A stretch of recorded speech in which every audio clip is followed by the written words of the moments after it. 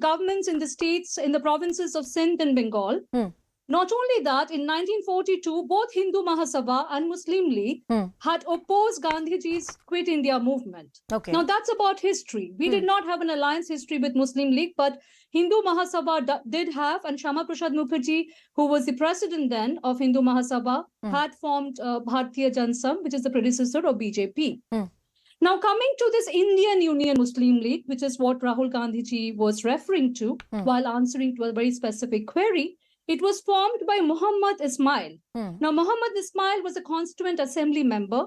It was Muhammad Ismail who had sent his son Mia Khan to the Indian army in 1962 to fight against the Chinese. That's right. It was the same party whose representative, whose leader was E. Ahmed, who was sent by Bajpayee ji during the NDA regime to Geneva as a representative of India.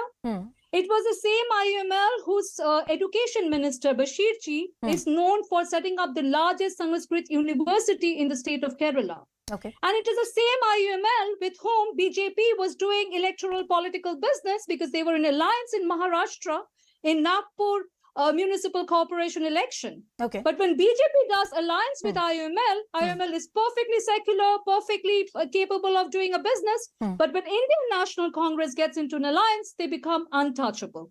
Is this not hypocrisy? Is this not double standard? Okay. Secondly, in our constitutional framework, a political party that is registered can only be registered if they are secular. If BJP really ma'am, can I make few interjections? Is not secular, it's communal. Mitaji, why are their registrations not being cancelled? I don't think legally there is a requirement for any political party to be quote unquote secular in this country.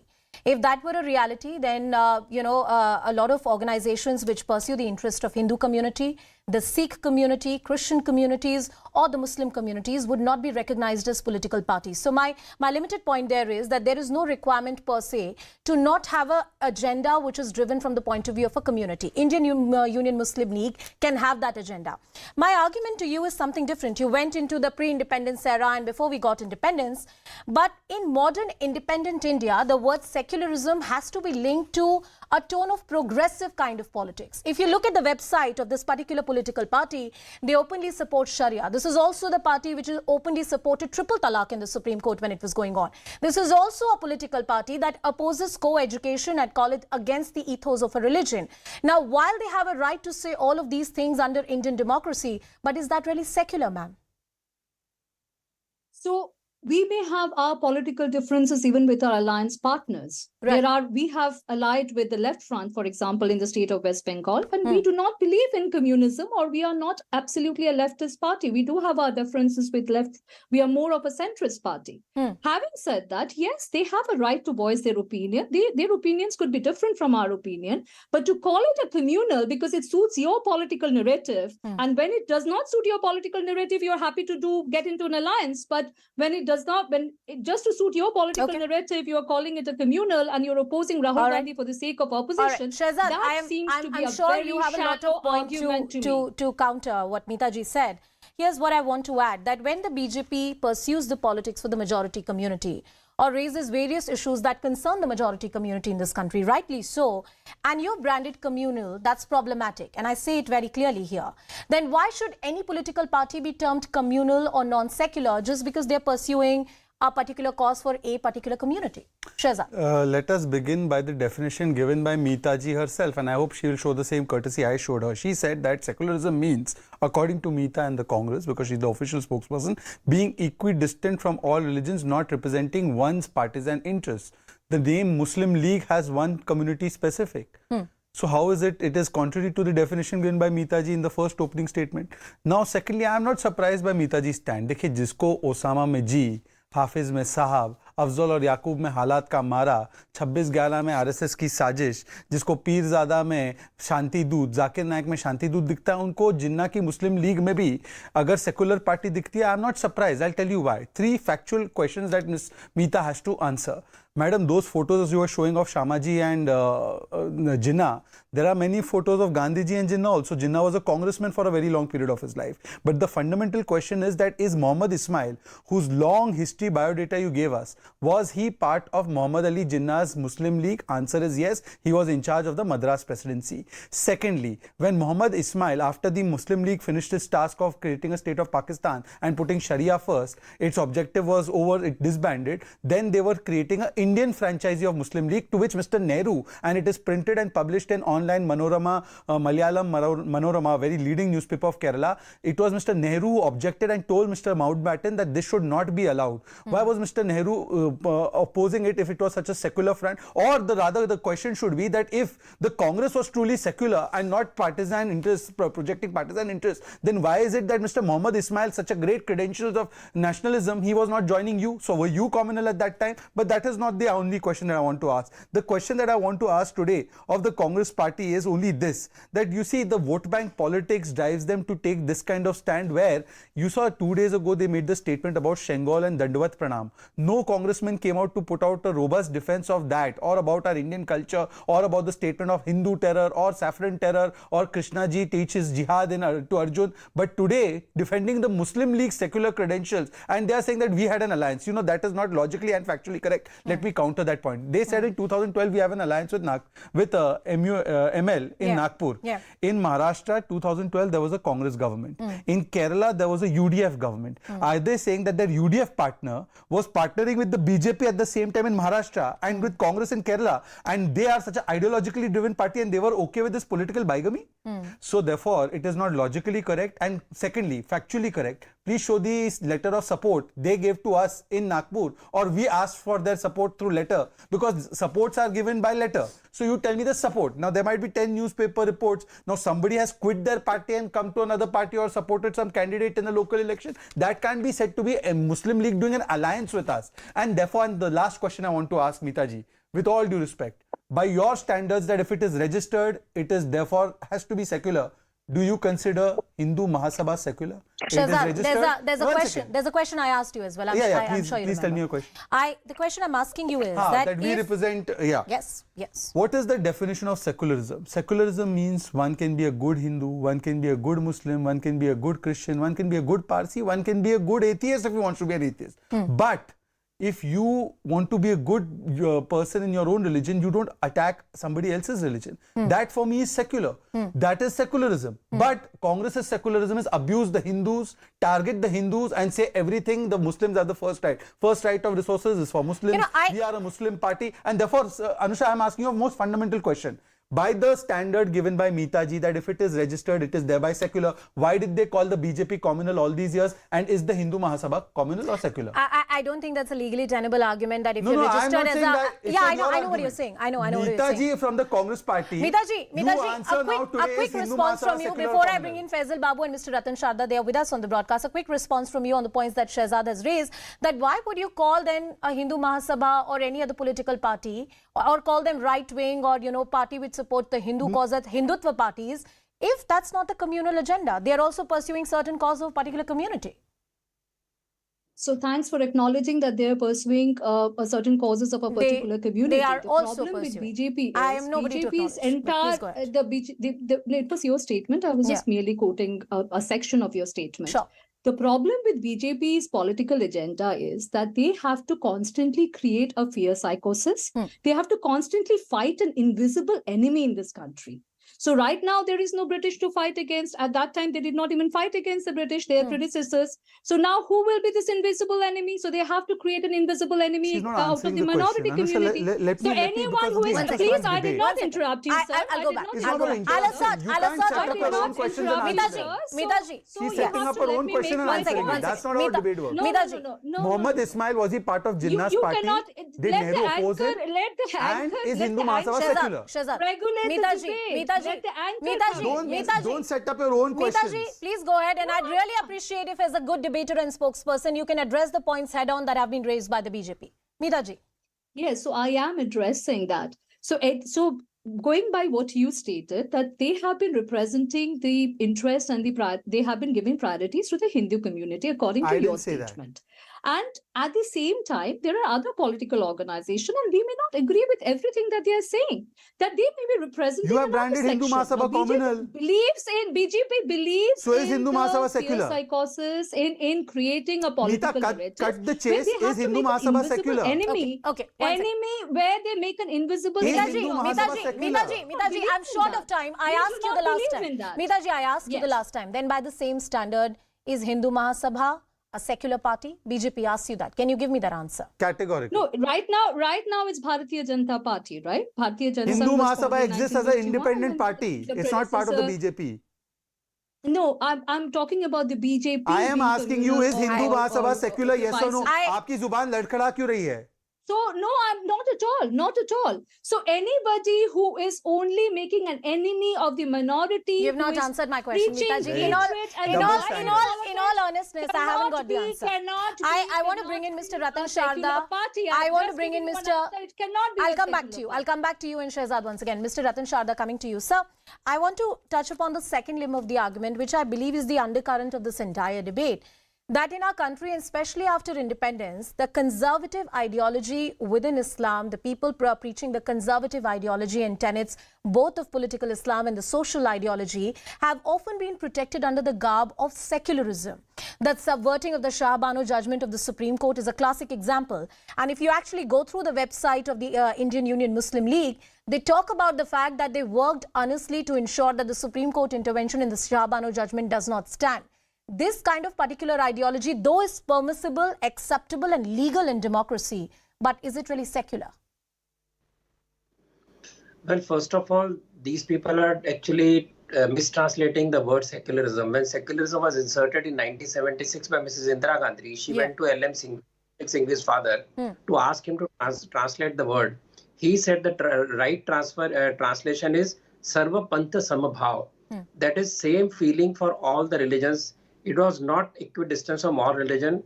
That is state. That is the Western definition where you say the state does not follow any religion.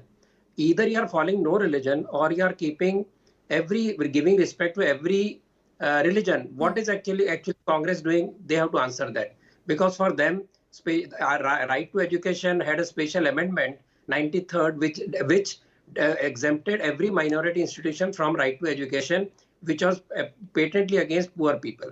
Secondly, Hindu Mahasabha constitution right from Savarkar's time clearly said no discrimination based on religion or caste in any government or any religion. Right? So that makes them very, very secular. Thirdly, she talked of Patel.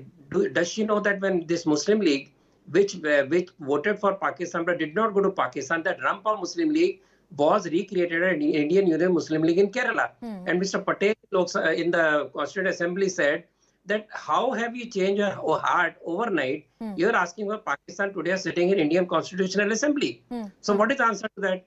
And finally, this idea of bringing in at any time, this question of who fought for independence is very petty. If you believe in Hindu Mahasabha, if you believe in the previous generation of Bharatiya Jansangh, everybody played a part to appropriate every freedom struggle just in the name of Nehru Gandhi is very petty. We know everybody played a role, and since the 75th year independence, before I go to Faisal Babu, is it fair to demonize the Indian Union Muslim League, which exists today in India? The partition is a painful past that we have, but it's a past that we would want to break away from. The present organization is a political party registered in this country. Who started the debate? Rahul Gandhi started the debate. Right? And if Indian Muslim League wanted to cut off from the Muslim League that created partition, it could have used another name, like SDPI.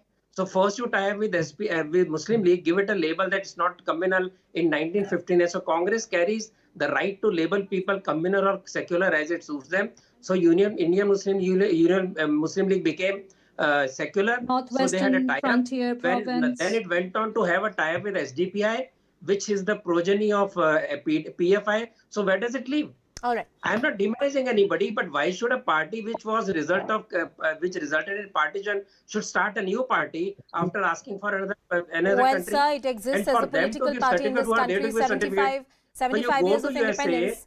Because your hosts are Muslim, you'll call them they are secular. but you will call all parties who talk for Hindus as communals. That's So where is the a balance? question. That's a question that has not been addressed by the Congress party so far. And the man- Mitaji, this the is a man question said which has Guru been Nanak Dev went repeatedly to asked for you. Bangkok. The BJP No, tell me spokesperson if also asked it. Mr. Rahul Gandhi Yeah. says that Guru Nanak Dev went to Thailand. What kind of education All right, they sir, have? sir, let's What keep kind it. of Let's a keep thought it they focused. have? Let's keep it They focused. insult the guru of a Mitaji, a minority. direct question is being put to the Congress party repeatedly. I'm going to reiterate to you that by the same metric, then BJP is not a communal party. If IUML So is secular, I was trying to explain the answer. Sure. So when we talk about One more secularism, we clarity, talk madam. about Just one inclusiveness, clarity. 10 inclusive seconds. politics. Just a moment.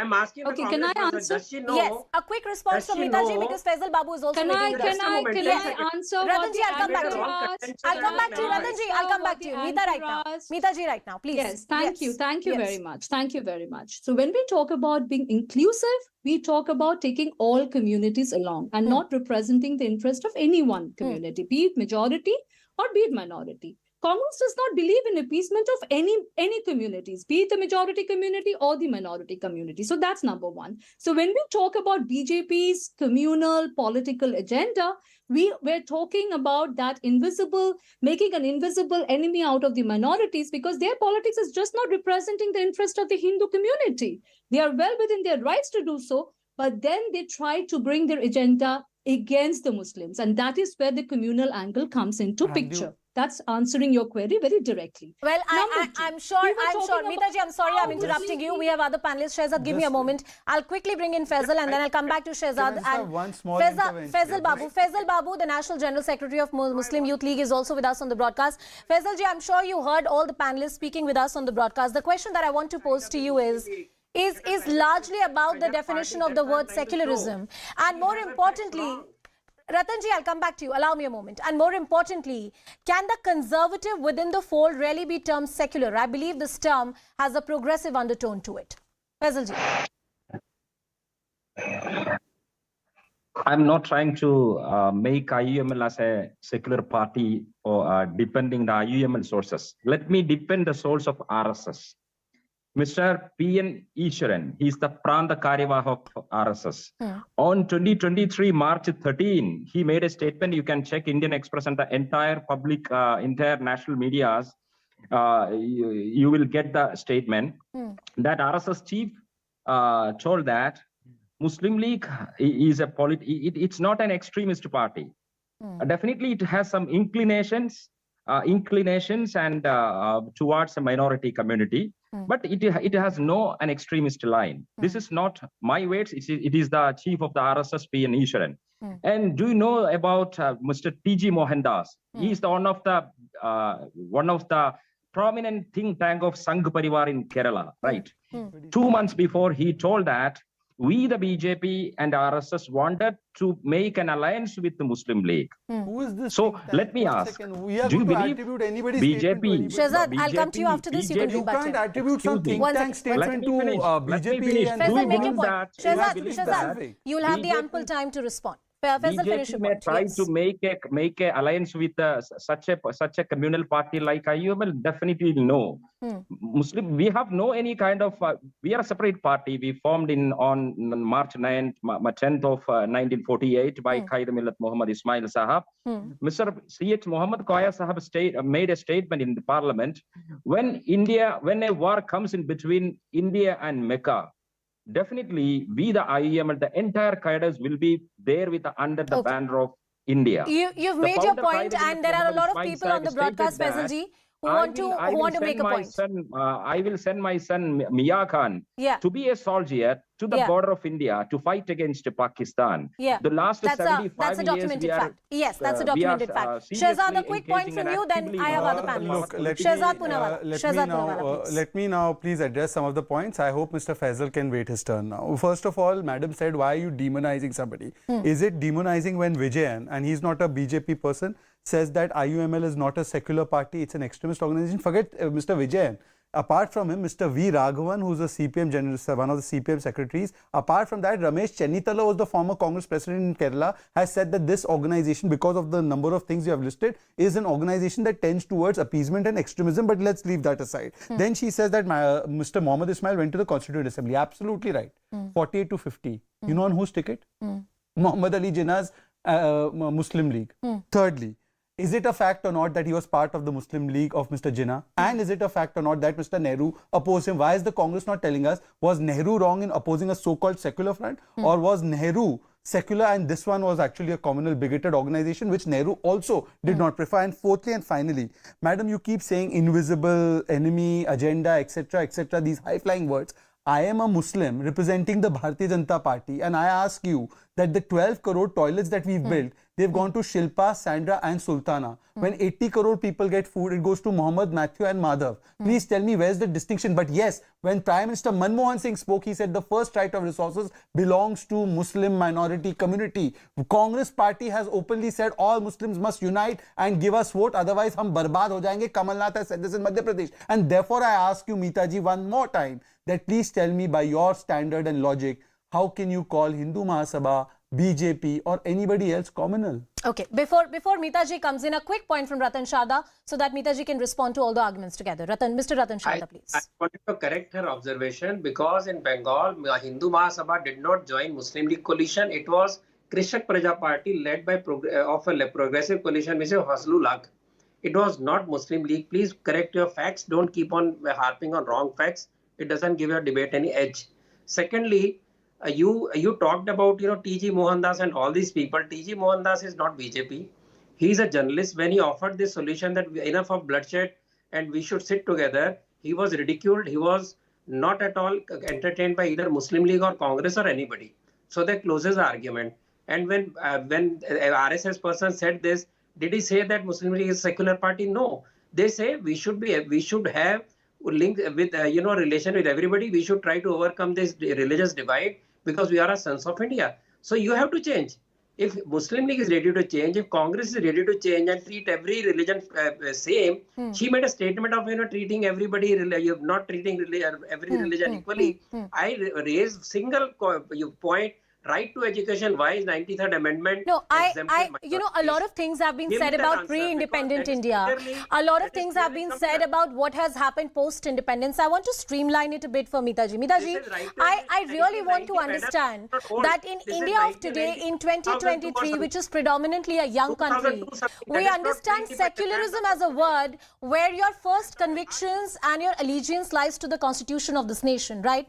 When I read the party website and I go through it, the party insists on protection of Sharia as the rule for the Muslims. The Muslim personal law, of course, was a very touchy subject after 47, but this is an issue that they have persisted with. The subversion of the Shah Bano judgment, the conservative line of politics that they've taken.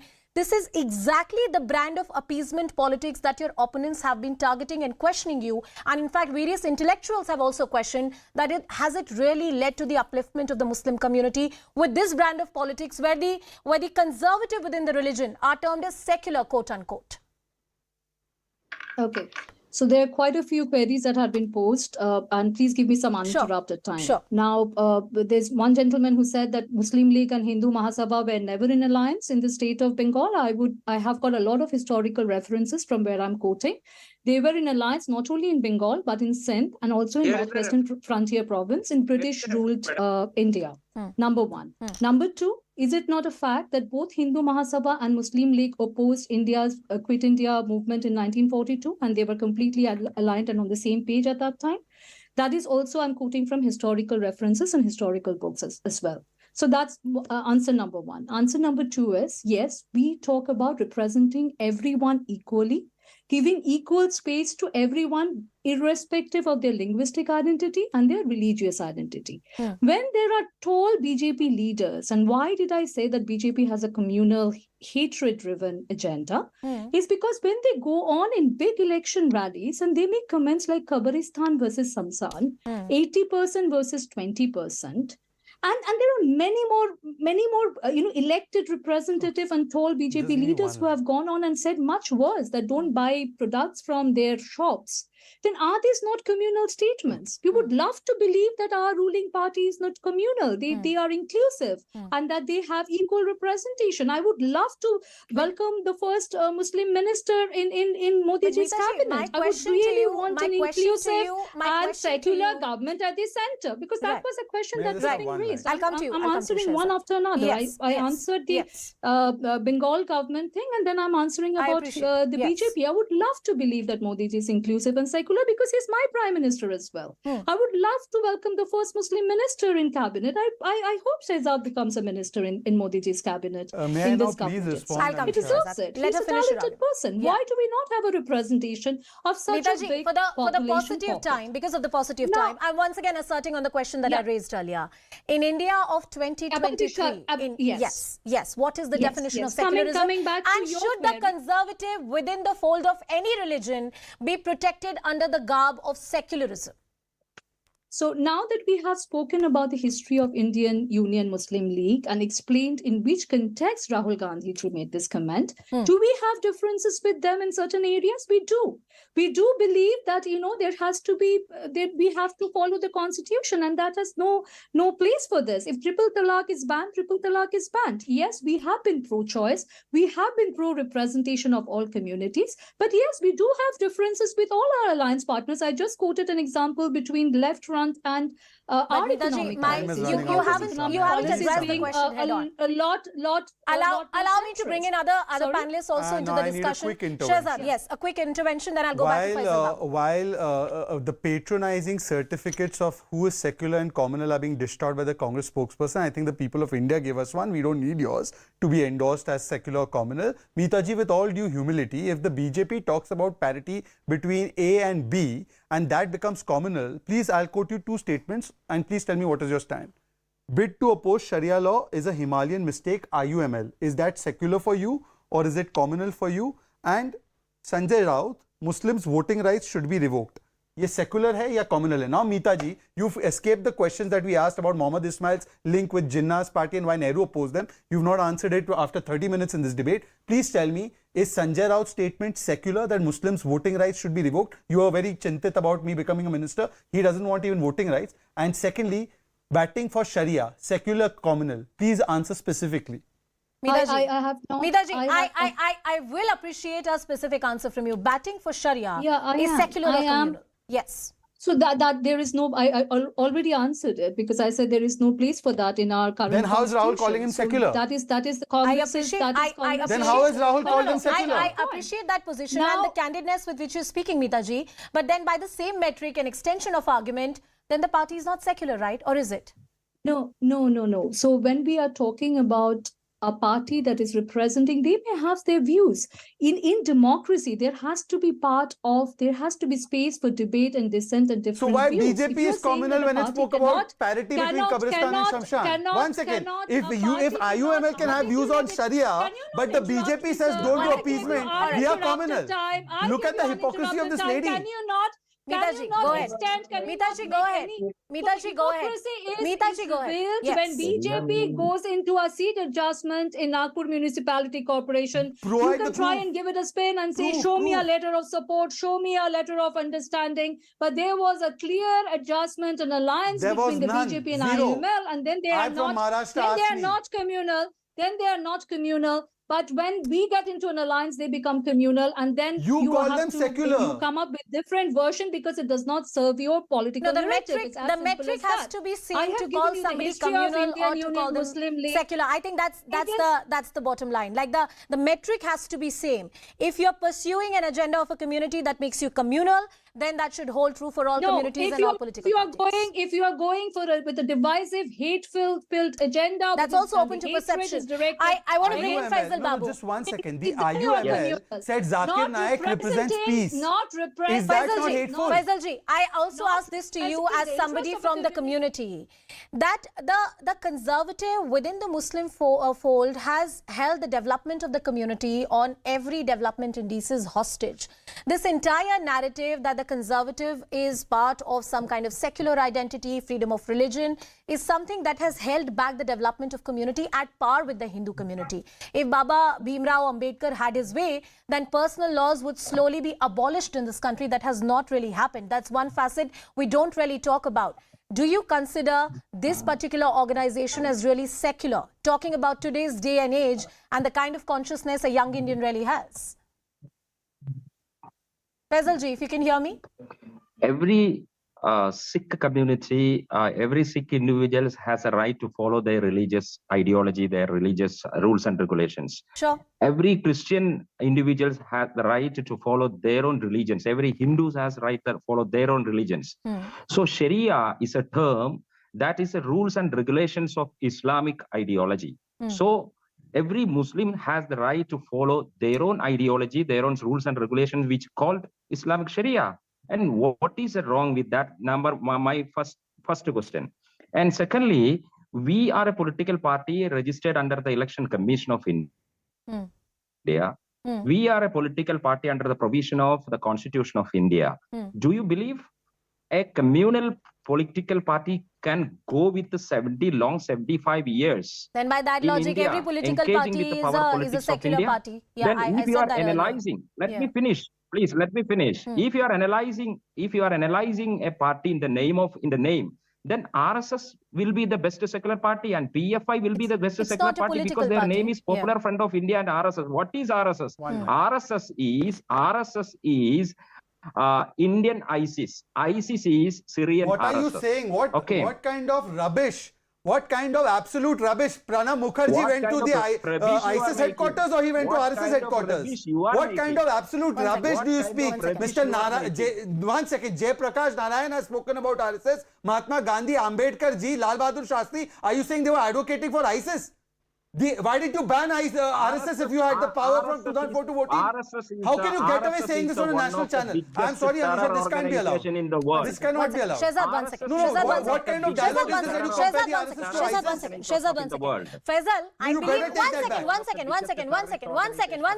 second. Faisal, I believe you're an educated and a well-reasoned individual, right? He looks like a Talibani. One second. He's a Talibani. One second, Shehzad. Definitely. So when you make that Definitely. comparison of RSS with the ISIS, what is the basis on which you're really doing it? Do you have a factual basis? Are you really saying that the Congress government, which was in power for the longest time post-independence, did not ban the organization, which is a terror organization in this country? Or are you really arguing that so far in this country, we have allowed a terror outfit to thrive? What exactly is your argument? And I'll be very happy to know the factual basis on which you're really targeting, because it sounds alarmist, but I believe there is little rational basis for it. Faisal ji. Yes, being an educated youth, Yes. I do have some basic impression in terms of the Indian history and the past of India. That is why I'm telling you, deliberately I am telling you, RSS is the most notorious terrorist organization. All What right, is no, ISIS? I don't think, Is I think there is a lot of objection to that statement. It's fair. It's fair. There is a, I've given you the time to actually argue that statement despite a lot of objection here.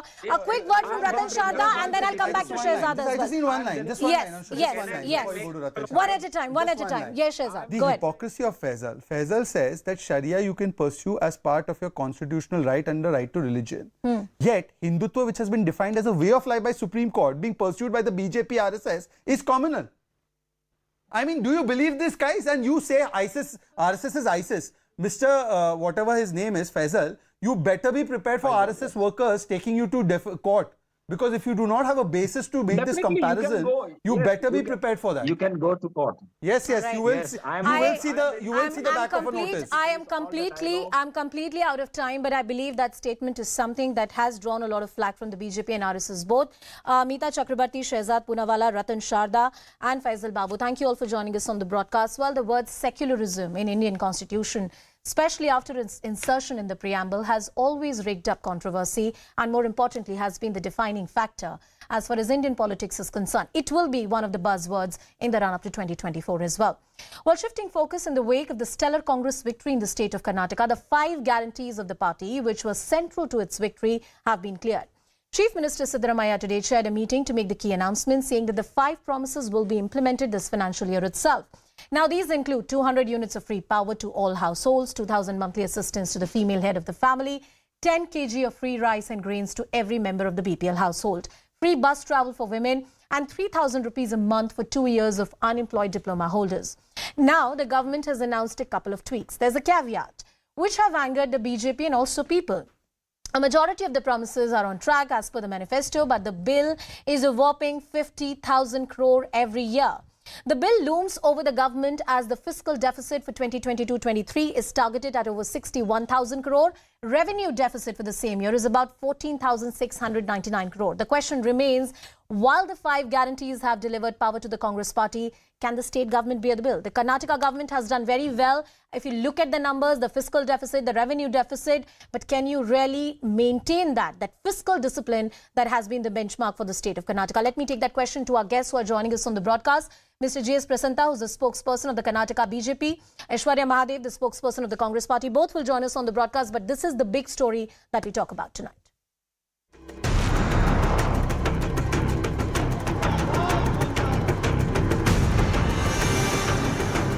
And it is a promise to the people of Karnataka that we will implement all the 5 guarantees.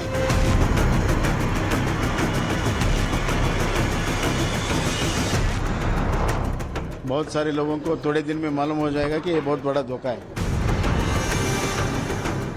No government can work faster than this. With great difficulty we can absorb this, but we have promised the people of this state and we definitely want to keep up the promise.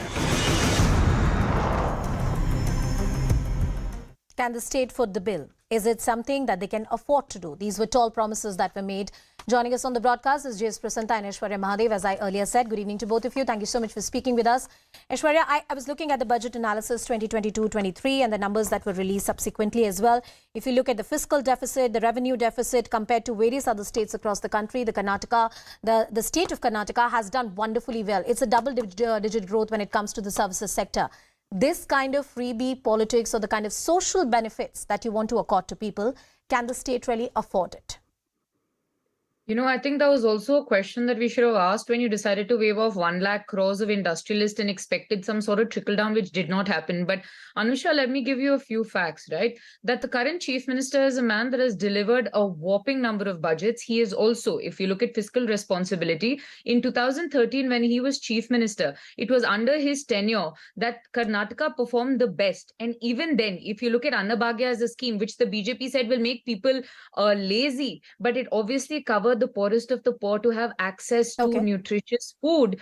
I think at that point, even with the cost to the exchequer, and mind you, the center was not giving us anything, the Annabhagya scheme back then, and Pashubhagya, Krishi, Matrupurna, all our welfare schemes, even then, we accounted for and we were still within the limit and fiscally responsible according to the conditions laid down by the Act 1. And second, it is funny how it's called freebie politics when it is done by opposition parties, but welfare measures and pushes when it's done by the BJP, Anusha. And let me give you a few examples, right? The BJP today, can you hear me? I can hear you. Go ahead, Aishwarya. Finish your point. The BJP today is crying hoarse about these guarantees, saying, oh, we have cheated. You know what's a bigger sort of deceit on the people of Karnataka and the state? Whether it's 15 lakh in my account, whether it's 2 crore jobs, whether it's doubling farmer income. Specifically in Karnataka, I'll tell you, their promises in their manifesto was that we will make your MSP 1.5 times. We will give all women of BPL families a smartphone. We will give all students entering college a laptop. And was that even fiscally prudent to even promise? No, it wasn't fiscally prudent.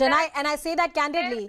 But I believe this is a fair question that should be asked to any government, whether it's at the center or at the state. And yes, when the debt was written off, that question was asked, that is it really financially and fiscally prudent, and whether it should be done. Coming to the BJP, there are pertinent points that the Congress party has raised. And Aishwarya says that these are welfare scheme and not freebies. This is also the chief minister who's a veteran politician and understands the finances of the state. And the state is well within its budget to carry out these schemes. Do you buy that argument? Mr. G.S. Prasanta.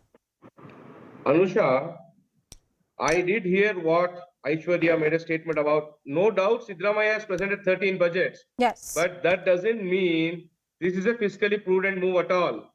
By any means, Congress is only indulging in this freebies We've always been stating that Congress is indulging in this Freebie politics only for vote bank. And now it is clear. If you look at the speeches of D.K. Shivkumar and Siddaramaiah during elections, it was with such rhetoric and theatrics that they went on to say that it is 200 units of electricity free for everybody. Despite we BJP at that point in time pointing out that, look, they have not given out the scheme, they are going to bring out some conditions. Congress went on record to say that 200 units is free for everybody. And then, insofar as the rice is concerned, 5 kgs is coming from the center as Food Security Act. Congress is now giving 5 more kgs, or are they giving 10 kgs? They have promised 10 kgs in their manifesto. No, are they adding 5 kgs to what BJP was already giving to give 5 more? Is one thing they have to answer. No, And but sir, your question to the Congress is about the quantum that they have delivered, or in principle that they shouldn't have done or promised what they have done. What's your objection, sir? Anusha, it is not on principle. What they're doing is they're cheating the public by trying to misguide them. If you look at the press conference of Siddaramaiah also, he has mentioned some average calculation of last 12 months and power units, and this only to mislead the public. And in a month or all right, I have last 30. Not fitting into our I have criteria. last 30 seconds on the show. Aishwarya, a quick response from you, please. Anusha, the fact there's very popular saying in Kannada saying "Madakagdidon mai parchkonda," because the BJP is completely inept. They don't even have a leader of the opposition right now to even raise these questions that the spokesperson is raising. The fact of the matter, sir, I never interrupted you. Calm down. I did not interrupt you. Sir, let Aishwarya make a point. I'll come back to you. Sir, I'll come back to you. I'll come back to you. Aishwarya, quick point. Yes. The guarantees are basically for the largest net of social security for the people in the state. Even today, our bus travel is for all across women, all across the board. We are basically saying this is beneficiary and targeted delivery of promises for people who need it the most. And due to the paucity of the time, I have to interrupt you there. Sir, the argument of the Congress party is that this is only targeted delivery. They have only fine-tuned the nuances of it. They haven't gone back on they have not gone back on the promises. Yes, Mr. Prasad. Anusha, it is not about going back on promises. They're cheating the public in this guise to say what they promised and now what they're going to deliver are 2 different things. And in each of the schemes that they have brought out today in the press conference, in about the beneficiaries going and giving the details for the Griha Lakshmi Yojana, the 2,000 rupees. 90% of the manifesto promises what the are not unemployment. I'm completely out of time. I'm completely out of time. But Aishwarya Mahadev from the Congress party, Mr. J.S. Prasad of the BJP, thank you both for joining us on the broadcast. Well, this is an important question. These are promises that were made in the party manifesto, and it's only important that we continue keep asking the elected party what they have really delivered. Those were the questions of the opposition as well. Let's move on and talk about another big story which is coming in the wake of the Odisha train accident. Prime Minister has put out a word. He's tweeted, and I'm quoting what he has said. Distressed by the train accident, in this hour of grief, my thoughts are with the bereaved families. May the injured recover soon. The Prime Minister has also spoken to the Railway Minister. The situation is directly being monitored by the PMO. Rescue operations are underway at the site of the mishap, and all possible assistance is being given to those affected. That's the word of assurance that has been put out by the Prime Minister. Akash, as we talk of the assurance coming in from the government, what are the details from the ground? Any updates that you have? My colleague Akash with us on the broadcast. Let me quickly check if he's with us on the show. So far, the reports are coming in. Over 130 people have been injured. The locals are on the spot along with the rescue and the relief team. About 60 ambulances have been rushed to the spot. 5 bogies which derailed. These are 2 superfast express trains which got derailed. That was the first bulletin that was put out by the Indian Railways. There is also the internal communication and a helpline number that has been set out. Reportedly, the train, the Coromandel Express, was at about 130 km per hour. We're reporting all the details cautiously as and when the authorities are putting it out. Akash is back with us on the broadcast. Akash, briefly from you, the latest details that you have. It is about the injured and the casualties as well. So we are learning that more than 150 people are injured as of now and have been shifted to a nearby hospital. In fact, all the teams, including the railway teams, the rescue teams, and also the teams from the state government have reached the particular site. And in fact, these were 2 trains, in fact. Anita, you see, the first train got derailed first, and because of the derailed coaches, in fact, the second train got derailed as well. And in fact, it was a side collision because of the coaches that were already there on the track. Now we are learning about more than 30 casualties. However, we are still waiting for an official confirmation on it. And, more than 150 people have been shifted to a nearby hospital. And it is important to mention that Prime Minister Modi has tweeted about the particular accident, and also Rail Mantri Ashwini Vaishnav is in fact keeping an eye on the development, because tomorrow is the day when Prime Minister Narendra Modi and Rail Mantri Ashwini Vaishnav have to be in a function of Vande Bharat Express. And in fact, we have a new train that is going to be inaugurated tomorrow. But before that, this unfortunate incident where 2 trains were involved, this unfortunate accident where we are learning about the Well, casualties. Akash, I appreciate you putting all the details. These are important developments which are being reported. And if anyone of your loved one, unfortunately, is involved in this accident, those are the helpline numbers we'll continue putting out here on CNN News 18. It's a wrap on this edition of Brass Tacks. Thank you so much for watching.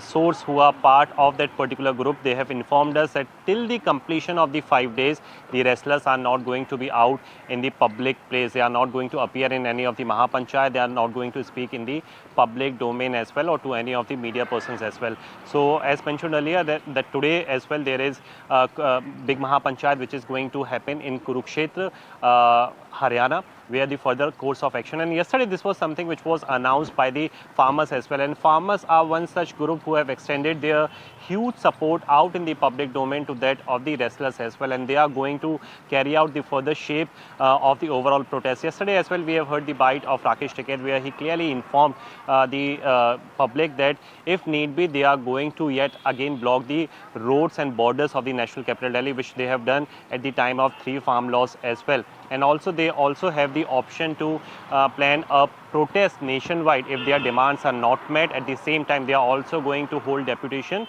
to the President and Home Ministry as well. And clearly, Rakesh Tiket also informed that there has been a communication as well that if any of the delegation of Khap Panchayat, if they want to meet any of the prominent person from the government, then it will also be managed, it will also be exercised. So there is a open communication which is happening, but in a way also we should call it a back channel support or back channel communication as well. And this is something which has been filed by Arun Dhanta as well, who tracks the ruling dispensation for CNN News 18, that one of the prominent leader of the Bharatiya Janata Party, who is Union Minister from the Western UP, he also spoke to the wrestlers at the time when they gathered at the Harki Pauri side, which clearly indicates that there is some form of the communication, you call it indirectly, which is happening between the wrestlers and some of the prominent people from the ruling dispensation side as well, to come out over a consensus as to how to take this forward in a respectable manner. Back to you. Anshul, as far as the Ayodhya administration's decision is concerned,